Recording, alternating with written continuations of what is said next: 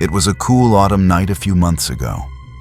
I still don't know why I agreed to go. Michael, my friend from freshman year, had convinced me to tag along to a house party. I wasn't invited, but he knew someone who knew someone, and apparently that was enough. I should have known better. We pulled up to the house around 11 p.m. Michael parked under a flickering street lamp and said something strange. "Leave your phone in the car.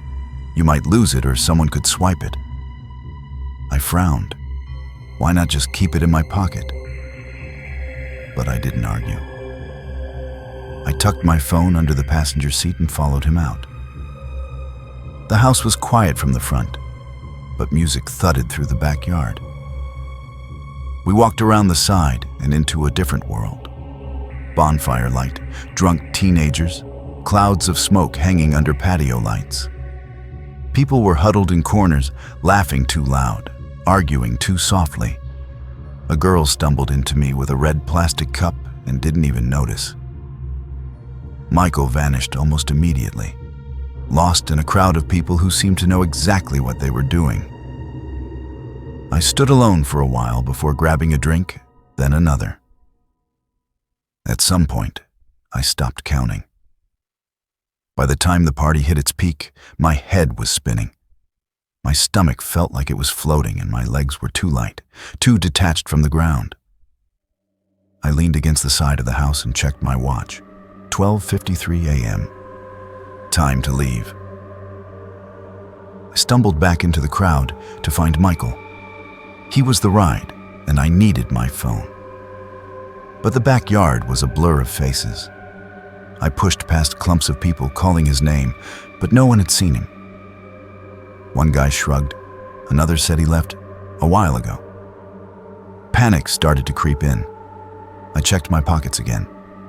Empty. Of course. My phone was still in his car, wherever he had driven it. I stood alone by the back gate, feeling stupid and exposed. I didn't know anyone else there. Couldn't even remember the address. Just walk home, I told myself. It wasn't far. Maybe a 30-minute walk if I took the back roads. I wrapped my arms around myself and left the party behind, the music still echoing behind me as I stepped into the night.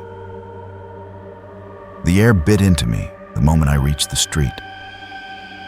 I hadn't brought a jacket. The cold clawed at my skin through the thin party clothes. The farther I got, the darker it became. The streets were deserted. No lights, no sidewalks. Just me, trees, and my own thoughts. And the regret.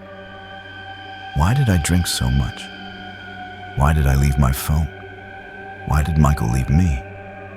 The questions spiraled as I walked, my shoes scraping the pavement. Every few steps, I'd stop, try to orient myself, and keep going. I was sobering up just enough to realize how vulnerable I was. Half an hour passed. Maybe more. My legs were giving out. So when I saw headlights in the distance, I didn't hesitate. I held out my thumb. The first car flew past, then another. Finally, a gray pickup slowed and pulled up beside me. The window rolled down. An older man sat behind the wheel. Scruffy beard, flannel shirt, eyes shadowed under a baseball cap. "Need a ride?" he asked. I hesitated for a second, but nodded. "Yeah, just a few blocks up. Ashridge Street." "Hop in." I slid into the passenger seat, grateful for warmth. The truck smelled like cigarettes and gasoline. The engine rumbled as he pulled back onto the road. "Party?" he asked casually. I just nodded. My head was pounding. I couldn't speak.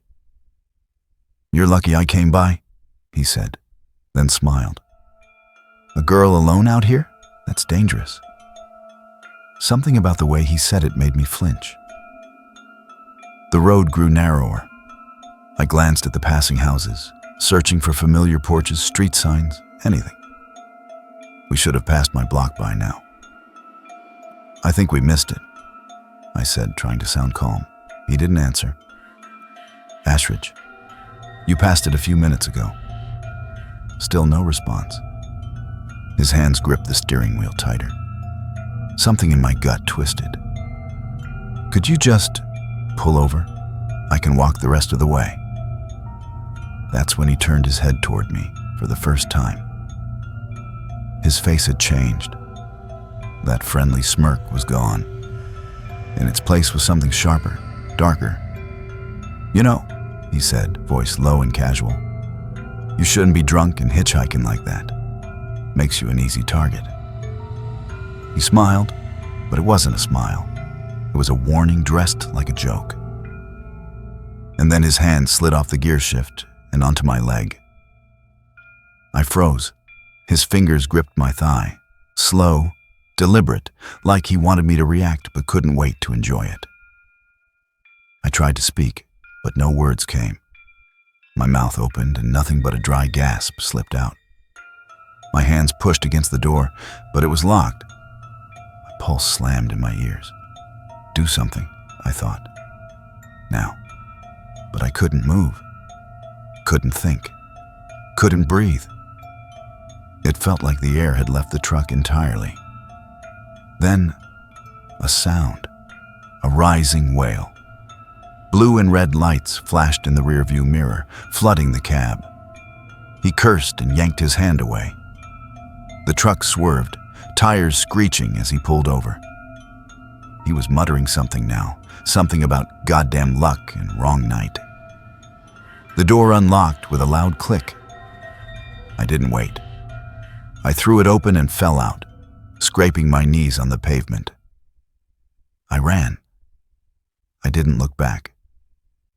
Not until I saw the police officer stepping out of his car, hand on his holster, eyes fixed on the man in the truck. The officer didn't ask questions at first. He walked straight to me and stood between me and the truck. The man inside tried to speak, excuses, laughter, but the officer shut it down quickly. "Stay in the truck," the cop barked, hands where I can see them. He guided me to the patrol car, opened the back door, and told me to sit.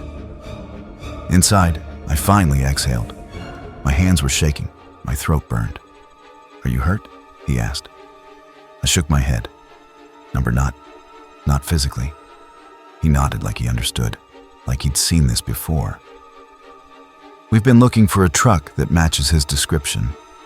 Suspected of theft from a gas station earlier tonight." He paused, then added quietly, "Looks like he had other things on his mind too." I told the officer everything.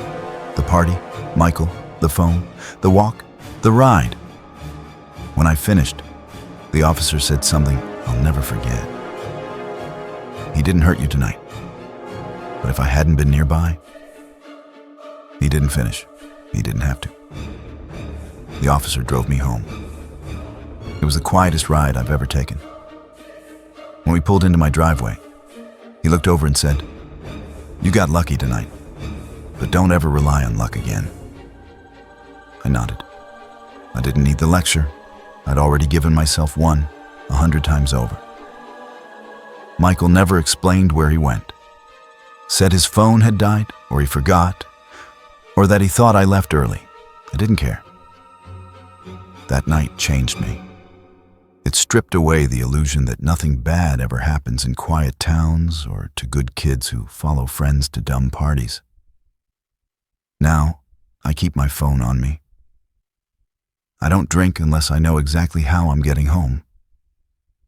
I don't ignore my instincts, because I remember the hand on my leg, and I remember the voice that said, "You'd make a very easy target."